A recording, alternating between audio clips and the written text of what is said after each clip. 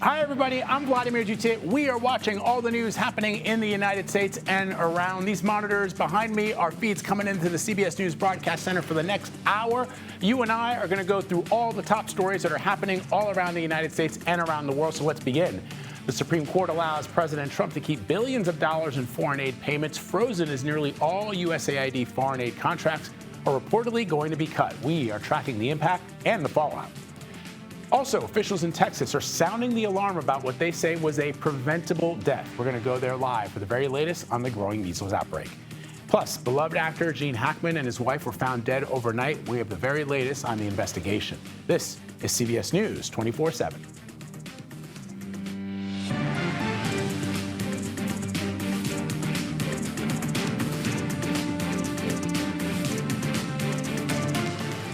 And we start here this morning with hundreds of people who worked at the United States Agency for International Development, or USAID, who are now cleaning out their desks today. It comes the very same day CBS News has confirmed nearly $60 billion in grants have been cut from USAID and the State Department. CBS News congressional correspondent Caitlin Huey-Burns is live outside of USAID headquarters this morning in Washington and joins me now. So I can see already behind you, Caitlin, there's a group of people that are gathered. Who are they and what are you seeing? Yeah, you can see a group gathered. They've been growing by the minutes here. And essentially, anytime a worker or now a former worker of USAID comes out of the building with their belongings, this crowd is cheering them on. What is happening today is that USAID workers were given an increment of time, 15 minutes, to come in and clear out their belongings from their desks or workspaces. That is throughout the day and kind of depending on what specific department. So we've been here since about 7:30 this morning, and we've seen people inside going into the offices with suitcases, with reusable grocery bags to collect their belongings. I talked to several people who were in tears, in shock about the way in which they were rapidly fired. I also talked to a current Foreign Service officer who does a lot of work with USAID and is feeling in a limbo mode, has been working abroad and is coming back, about to go on another assignment. So a lot of feelings here are similar to how it would be in any sort of workspace where there have been mass layoffs and people saying goodbye to their friends and colleagues and trying to figure out what's next. As you know, the Supreme Court also weighed in on some of the frozen spending at USAID. What did the Chief Justice say, and what does it mean going forward? That's right. So the administration canceled all of this money in foreign assistance, and there was a federal court judge who ruled that they need to pay out those contracts. This was appealed to the Supreme Court, who ruled in an emergency ruling last night, essentially just giving a pause, not ruling on the merits of the case, but essentially saying, here you go. You have more time to kind of figure this all out. As you mentioned, we have new reporting today coming from the State Department saying that they have canceled up to 10,000 contracts, about $54 billion worth of USAID contracts, and about 6,000 contracts in total. So they are trying to say that this is amounting to real savings here, but the question, of course, is at what cost? And something else in that note, Vlad, that was stood out to me is that the State Department said that they finished a 90-day review of all foreign assistance through the State Department and through USAID. As you know, the administration has not been in office for 90 days. They've been in office for just about over 30 days. So there are questions about who conducted those reviews and what exactly went into those reviews of these contracts. All right. So will we see a ripple effect after, as we pointed out, some 92% of these foreign grants were cut? What is that going to do? I mean, I think that people sometimes most Americans want to see if there's fraud or if there's corruption or abuse. They don't want to see that. But I think also there's a disconnect between the work that USAID does and the very real consequences for people all over the world who rely on this. I mean, we could see people succumbing to disease, to famine, to starvation, and a lack of access to clean water. Yeah, Vlad, I think that's a really important point to not just focus on the workers, but the work that they were doing. And there are questions about the contracts that do remain, what they are actually doing and what has actually been canceled. We also know from my reporting on Capitol Hill, talking to lawmakers in states that where USAID has a benefit to them. For example, lawmakers in Kansas have raised some, alarms about what this would do for food programs run through USAID, on which Kansas farmers depend. And we've seen a lot of that kind of across the country as well. So really just highlighting the kind of work that they're doing, not necessarily the workers themselves. All right. Caitlin Huey-Burns reporting from outside of USAID headquarters this morning. Thank you very much.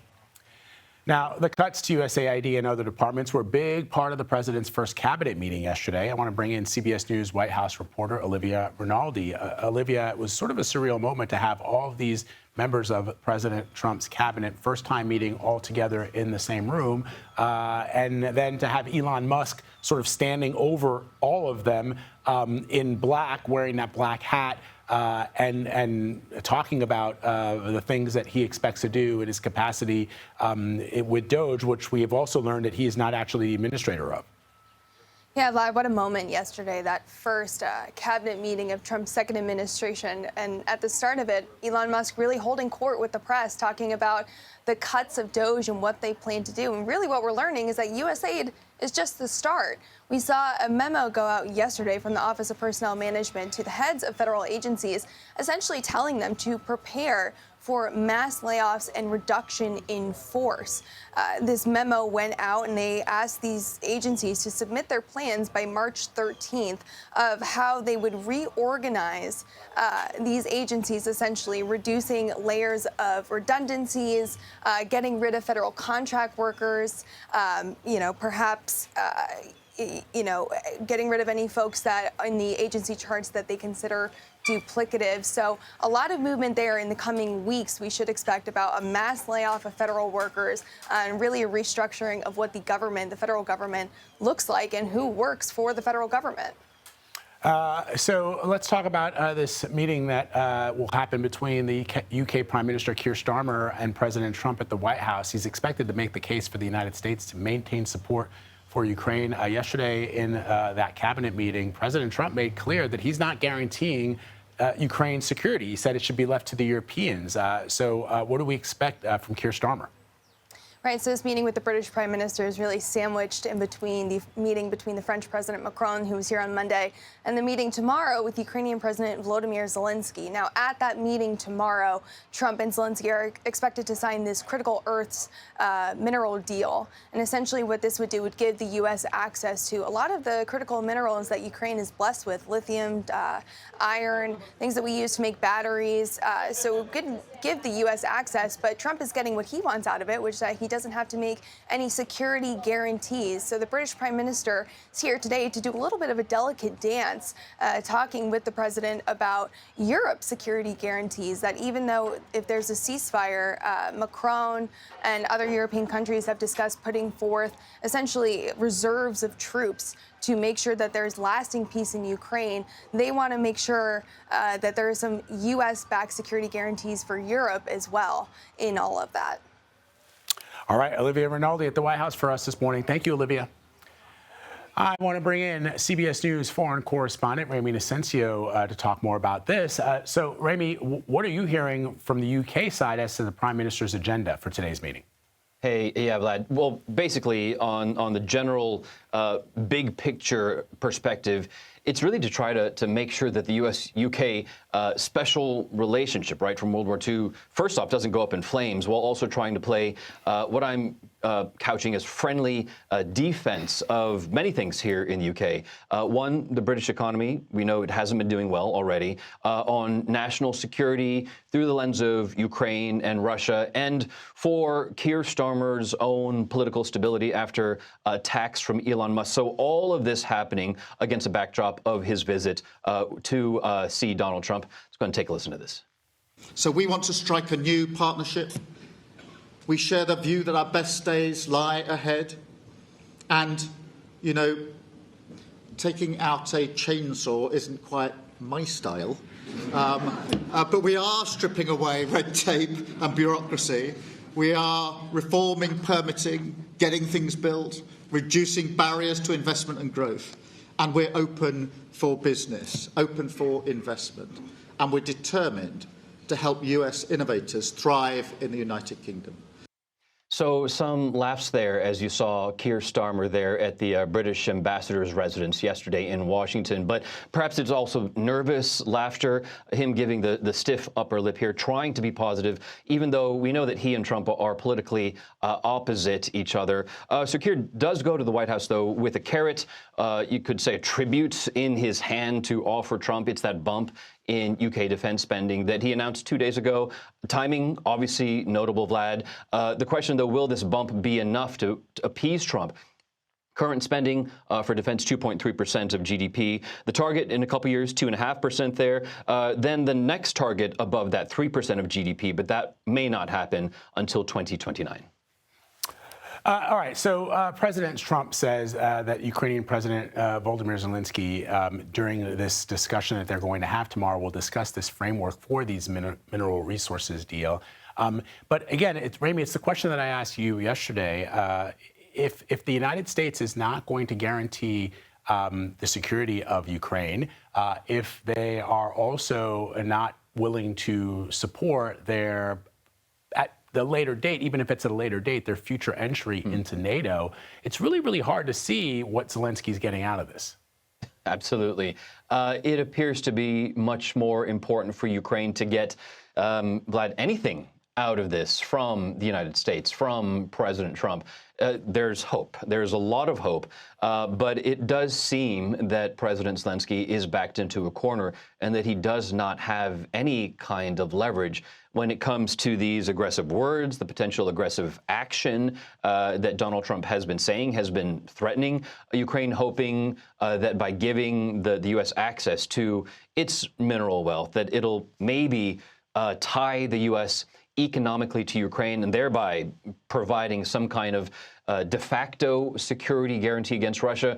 That's the hope, right? But Trump has already said that the U.S. would not give a security guarantee. Zelensky has reiterated that it's crucial. So we're seeing these two men talking past each other, saying the same thing over and over and over again. Last night in a video address, Zelensky said that guarantees of peace and security, that's key to ensuring Russia will not destroy the lives of other nations, him putting it on other nations, potentially Eastern Europe here, if Ukraine were to somehow fall. Trump also poured cold water on hopes that Ukraine would join NATO under his watch. He said that, quote, NATO, you can forget about that. So again, it seems like all the leverage is something that Donald Trump has, and Zelensky coming in, signing that deal. We just look ahead to tomorrow. Yeah, indeed. All right, Ramy Inocencio reporting from London for us this morning. Thanks, Ramy. You bet. All right, as we first told you yesterday, an unvaccinated child has died from the measles outbreak in Texas. That's according to Texas health officials. Now, this marks the first measles death in the United States in nearly 10 years. CBS News correspondent Omar Villafranca is live from Lubbock, Texas, to join me to talk about this. Omar, can you give us some details about the child who died? Well, Vlad, we don't have a lot of details, mainly due to patient confidentiality and the laws surrounding that. But we do know that it was a child who came in last week, died this week. They're telling us that the child was school age and was unvaccinated. Now, school age is important because the CDC recommends that if a child's going to get the measles vaccine, they do it at 12 months. So at least the age of this child was school age, so they were eligible for it, but did not get the vaccine. All right, so you no doubt saw that cabinet meeting yesterday in Washington. New HHS Secretary Robert F. Kennedy Jr. discussed this during the cabinet meeting. I want to play a bit of what he had to say. We're watching it. We put out a post on it yesterday, and we're going to continue to follow it. Incidentally, there have been 4 measles outbreaks this year. In this country last year, there were 16. So it's not unusual. We have measles outbreaks every year. So, so Omar, context is important here. The HHS Secretary rightly points out that there have been measles outbreaks in the last couple of years. That is true. But what is also true is that because of vaccine hesitancy over the last 5 years, we've started to see an increase in measles outbreaks, which we did not see, let's say, 15 or 20 years ago. And now, of course, we've got the first death in 10 years. So I want to know how people are reacting to those comments where you are. Listen, I've talked to a lot of health professionals here in West Texas, and they're all giving me the collective eye roll. They're kind of feeling as if the HHS secretary is kind of downplaying this, and this is affecting the community. Here at this hospital, Covenant Children's, they're responsible roughly for a 300 square mile coverage area that includes much of West Texas, where you'll see some of these cases are popping up, especially down in Gaines County, which is kind of ground zero for this. They've had to change the way that they see patients because of this measles outbreak. In fact, they have a little hub set up outside of their emergency room in case someone is coming up with measles. They want to check that before they go inside to the main ER. So if it's somebody with measles, they're not exposing people and families. If a kid's just coming in for like a broken arm or a broken ankle, they don't want to expose that. So it's changing the way that that they're offering care, and they're still doing that.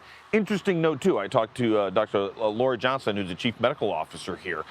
There was something that RFK Jr. said, the secretary, when he said that the hospitalizations were part of quarantine. She adamantly says that is not correct, that the patients who are in here and being hospitalized, they're not here simply for, take Tylenol and take ibuprofen and switch every few hours. They're getting acute medical treatment. These people need help breathing, and that's what the caretakers here are doing. So they're taking this very seriously.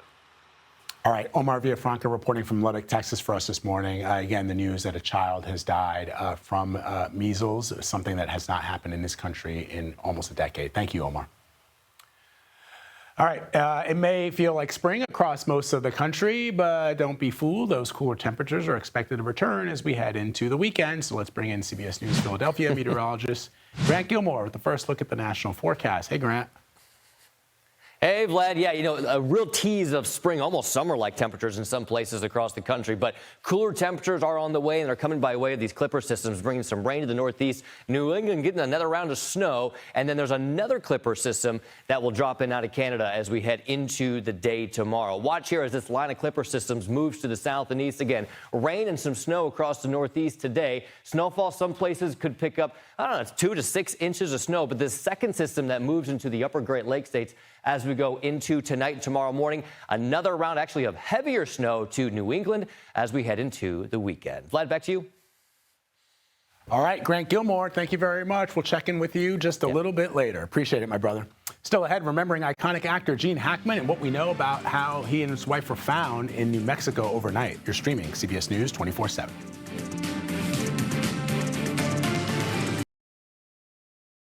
Police in New Mexico say Hackman and his wife of more than 30 years were found dead in their home on Wednesday. Their dog was also found dead. Authorities say they do not suspect foul play. I want to bring in CBS News correspondent Michael George, who joins me now to talk more about this and about what police are saying. So what have you learned about the investigation into their passing? Yeah, Vlad, really shocking news here. Here's what we know. Santa Fe deputies say yesterday, about 1:45 p.m., they were called to Hackman's home. We don't know the reason why. Inside, they found Gene Hackman, age 95, Betsy Arakawa, his wife, who's 64, and their dog dead. As you mentioned, foul play not suspected at this point. Does that mean this was accidental? At this point, we just don't know. What officials are saying, though, is an official cause of death just hasn't been determined yet. When I woke up this morning, when I saw the news, the first thought that went through my mind is the iconic roles that Gene Hackman has played. We just showed one, Hoosiers, but I recall seeing him in movies that have just sort of shaped my understanding of film in this country, including French Connection. And of course, as a child, when I saw him portray Lex Luthor in Superman, it was sort of the first time, I was saying this to my colleague Gayle King, it was the first time that I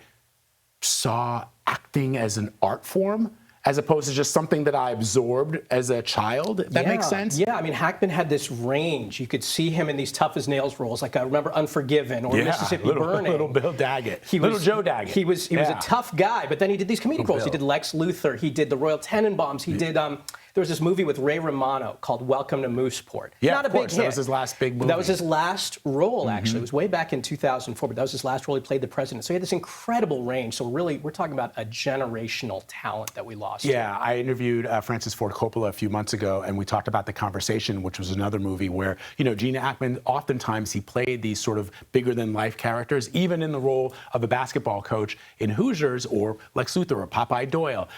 But in The Conversation, he was very demure. He was very sort of withdrawn. And Francis Ford Coppola talked about how amazing Gene Hackman was. And he said that movie only was what it was because of his artistry in that role. Yeah, it's really tragic to lose a talent like that. I'll never forget, I was 7 years old, and I'd read the comic books my whole life up until that point. And at the very end of Superman, the movie, when he flips off the wig, and I was like, whoa, Gene, Lex Luthor, the greatest criminal mind in history. I'll never forget that. Michael George, always good to have you in the studio. Thanks very much. All right, folks, it's been 2 weeks since Pope Francis was admitted to the hospital. This morning, the Vatican reported another restful night for the 88-year-old pontiff and a further slight improvement as he continues to undergo a variety of treatments. CBS News senior foreign correspondent Seth Doane is joining me right now live outside of the Vatican with an update. So, Seth, what are you hearing about his condition today? Well, Vlad, we hear from Vatican sources that the Pope was able to sit up in his chair, that he's in good humor, but we also still know that he is in critical condition. He needs this high-flow oxygen that we know he's been getting on and off, and the prognosis is still guarded, which means doctors won't say whether they believe it will go one way or another. We got a few other details last night. That CAT scan that he'd had earlier in the week was showing a normal evolution of a pulmonary issue like the Pope is facing. We also heard that kidney failure, mild early kidney failure, was not concerning doctors. So some good news, some bad news, a little bit of what we've heard, but generally encouraging. But doctors still keeping him in critical condition and without a prognosis. So the Vatican has always shared detailed information about the health of this Pope, but it's not common, Seth.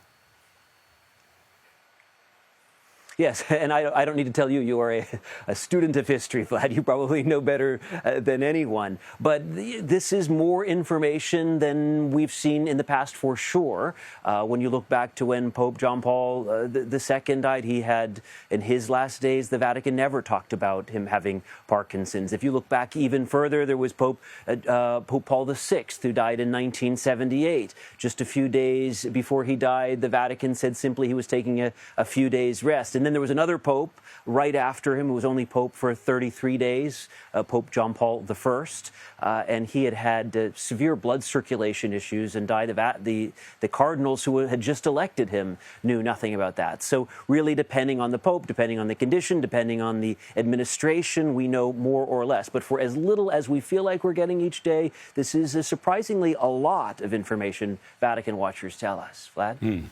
All right, Seth Doane reporting for us from outside the Vatican this morning. Thanks, Seth. Appreciate it. The Department of Veterans Affairs just reversed course on billions of dollars worth of cuts. We're going to explain what's behind the move and what's to come for the department next. You're streaming CBS News 24/7. An estimated $2 billion worth of cuts that were just announced at the Department of Veterans Affairs have now been put on hold. Let's bring in CBS News senior national security correspondent Charlie D'Agata. So, Charlie, what's the latest news here, and what is behind the fact that they want to cut these programs from the VA to begin with, which are critical for things like cancer research and other medical needs? Yeah, Vlad, it's another one of those whiplash moments. Just yesterday, as you said, the secretary was announcing these cuts that were going to save $2 billion. Part of it was under direction of Elon Musk's Doge organization. And yes, included in those cuts, it would have gone across executive support, coaching, training, medical programs that you refer to, certain cancer programs, recruitment of medical staff, even burials. Now, we have this statement. I'm going to read it here, attributable to a VA spokesman. We're reviewing VA's various contracts. We will be canceling many, focusing on non-mission critical things like PowerPoint slides, executive support, and coaching. Our contract review is ongoing. No final decisions have been made. We will not be eliminating any benefits or services to veterans or VA beneficiaries, and, excuse me on that one, and there will be no negative impact to VA health benefits or beneficiaries. We are always going to take care of our vets at the VA, period. Their statement. So that's where we are now. As we understand it, this is just a temporary halt while they review some of those cuts, and they may go back to it. But yes, this is rolling out. And as you heard those words in the VA spokesman, they are trying to nail down the most critical ones that serve vets. Let me ask you about this, Charlie. The Pentagon has said it will also remove transgender troops from the military within the next month. How is that expected to roll out? Well, once again, Vlad, it's going to be complicated. I wish I could give you some straight answers, but this is because of an executive order that President Trump put out just 4 weeks ago now, essentially telling all the services to come up with a plan in order to address transgender troops, to get them out in any case. The Pentagon released its new policy. This is the memo.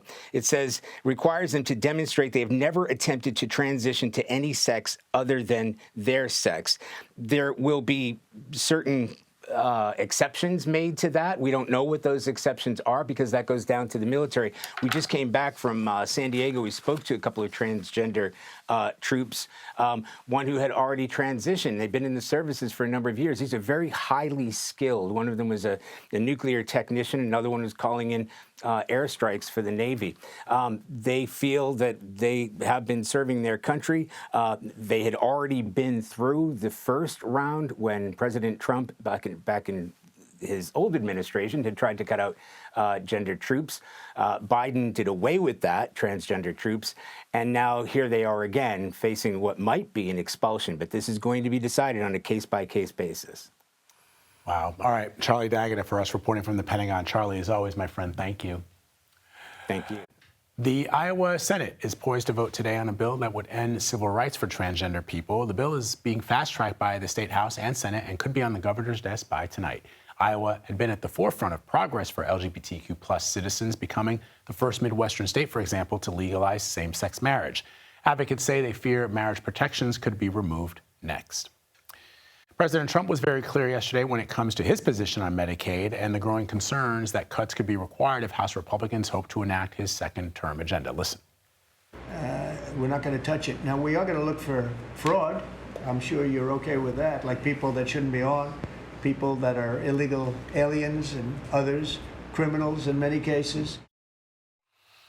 All right, CBS News congressional reporter Torian Small is live on Capitol Hill. Torian, have the president or anybody associated with these cuts that they say aren't coming to Medicaid, but if you take a look at the budget that they are proposing, it looks like you would have to cut some $800 billion in Medicaid. Have they provided any proof that illegal aliens or are receiving Medicaid benefits? No proof yet, and this is at the heart of what Republicans are defending when it comes to that massive cuts and spending that they're hoping to push forward through this budget resolution. Again, that $800 billion that you just mentioned would be for the House Energy and Commerce Committee. The argument that Democrats are making is under their purview is that large safety net program, Medicaid. Just by the numbers, there just aren't too many places for Republicans to pull in order to get that to that $800 billion cut goal that they're eyeing there. What we're hearing Republicans now say, though, especially Speaker Johnson, after he, I should also mention, held a press conference earlier this week saying that there's quite a bit of fraud and waste in the Medicaid program. He met with the president yesterday at the White House, came back and said he's in line with what the president is saying about not touching Medicaid. This is what he had to say. The White House has made a commitment. The president said over and over and over, we're not going to touch Social Security, Medicare, or Medicaid. We've made the same commitment. Now, that said, what we are going to do is go into those programs and carve out the fraud, waste, and abuse and find efficiencies. So he's looking here to kind of have it both ways, right? To still find in Medicaid that fraud, waste, and abuse and use that as a reason to make some slashes or cuts to that program. This comes at the same time as Democrats are holding this intense pressure campaign on Republicans, really focusing on messaging for the next 2 years, saying Republicans on the trail said they were going to leave alone these safety net programs. Now they're coming around that they have control of the House, the Senate, the White House, and they're looking to make these slashes. This is what you voted for. And we're seeing quite a few protests as well happening outside the Capitol over the past couple of weeks, really reiterating that message, Vlad. All right, to be continued, I'm sure. Torian, thank you very much. Hamas says it is ready to talk about the next phase of the ceasefire with Israel after it handed over the bodies of 4 deceased Israeli hostages. Meanwhile, Israel released hundreds of Palestinian prisoners. Hamas warned, though, that any attempt to pull back from the truce will only lead to more suffering for the remaining captives and their families. Well, last week, Omer Shemtov was reunited with his family as part of a hostage release. He spent more than 500 days in Hamas captivity. This emotional video shows the moment he was reunited with his parents. So I want to bring in Layat Unger. She is one of Omer Shemtov's cousins. Thank you so much for joining me. First of all, how is Omer doing, and how are you all doing now that he's back in your embrace? Well, I want to say first, Vlad, thank you for having me. We are euphoric, elated. Omer is also happy to be home. I think that's just what it is. If you can imagine yourself being in captivity, which I don't think anyone can, and finally home, we can take a breath, a sigh of relief on a personal level. Very few of us can ever imagine what it's like to be in the situation that Omer was in. Has he described what the captivity was like? So, we have to be very patient with what he shares. We are not really supposed to ask questions, but what he's shared is that he was kept in a tunnel alone for 450 days. Prior to that, he was held with a friend of his, Itai Regev. He shared that he was in a tunnel for 450 days, completely alone, isolated, in the dark, not exposed to sunlight, fresh air, being given seawater to drink, was kept in very, very difficult conditions that even when he shares, it's not, I can't grasp it at all. For your family and for the families who have been blessed to have their loved ones returned to them, it's got to feel wonderful. But at the same time, it's also bittersweet for those families who are still missing their loved ones. How do you convey a message to those families who are still waiting and hoping and praying that they get to see their loved ones come back to them? What do you say to those folks? So this week has been extremely complicated, very difficult, complex emotions on a national level. We had the personal, familial celebration of seeing Omer come home along with 5 of our brothers and sisters in captivity. To those who are still waiting, all I want to say is that we are taking a deep breath to sort of revel in this beautiful personal miracle that we received this past Saturday.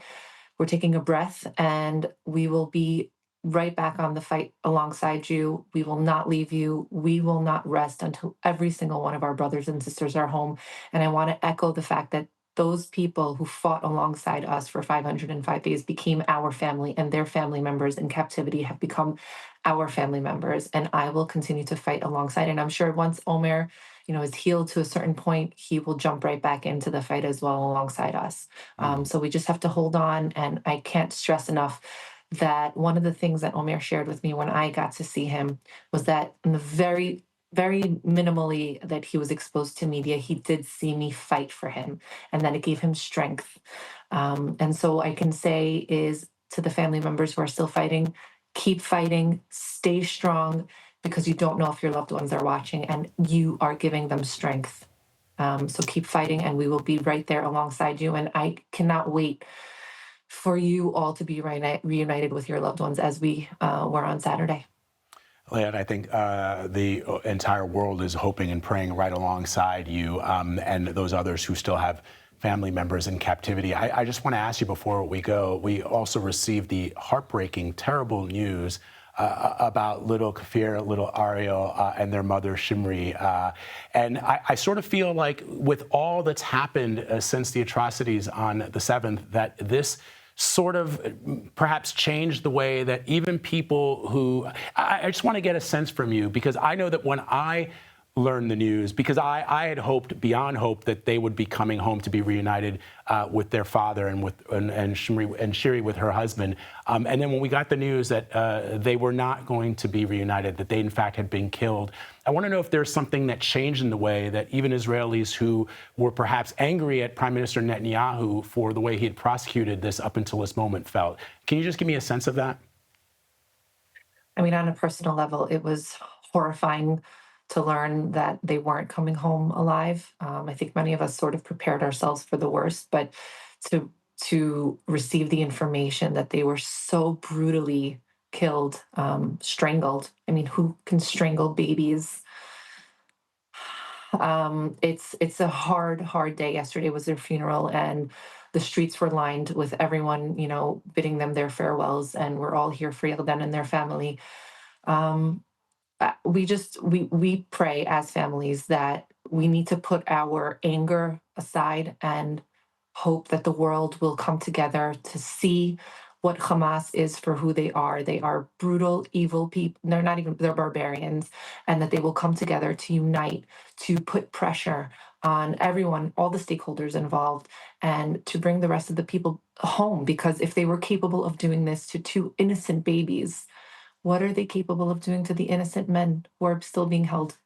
And so we pray and we call on all international stakeholders to continue placing the pressure on Hamas, on the proxies, on Qatar, on Iran, on Turkey, to release these innocent human beings who need to come home for healing and to their families. It's a beautiful sentiment, Leah. I have a friend who's Israeli in Israel, and she posted something on her social media which I thought was beautiful, which is that perhaps the little Biba's children and Shiri will be seen in much in the same way that the world has come to see Anne Frank in the wake of her brutal murder, that perhaps this will, as you say, shed a light on what has been happening there, and perhaps people's opinions and minds will change. Thank you very, very much for spending some time with us. We're very, very happy for you and your family that your cousin is finally home. Thank you very much. I hope this sentiment that I feel will soon be for everybody who's waiting for their loved ones in Israel. Indeed. All right, Leah, thank you very much. Speak to you soon. Take care. Bye-bye. Okay, more news ahead. You're streaming CBS News 24/7.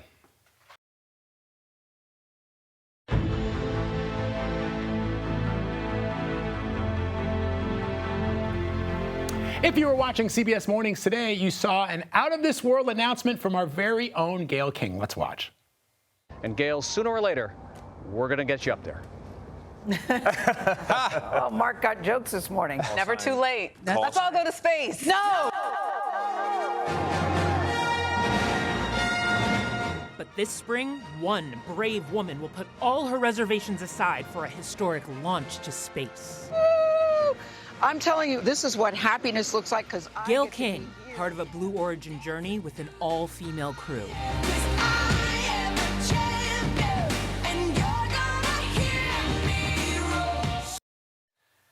I'm so happy Gayle is joining us now. Gayle, you've never seen me in this. Like, this is where we do the 10 o'clock show.